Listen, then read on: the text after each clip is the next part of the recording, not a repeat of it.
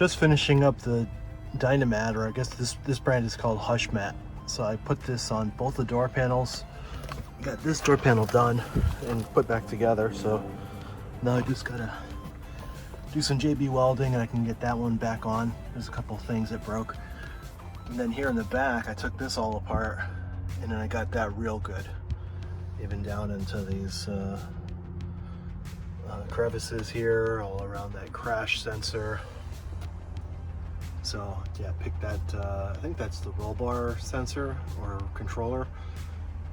So I just unscrewed that, got under there. So yeah, that's looking good. And of course there's the new stereo that I put in. That's kind of what started all this stuff.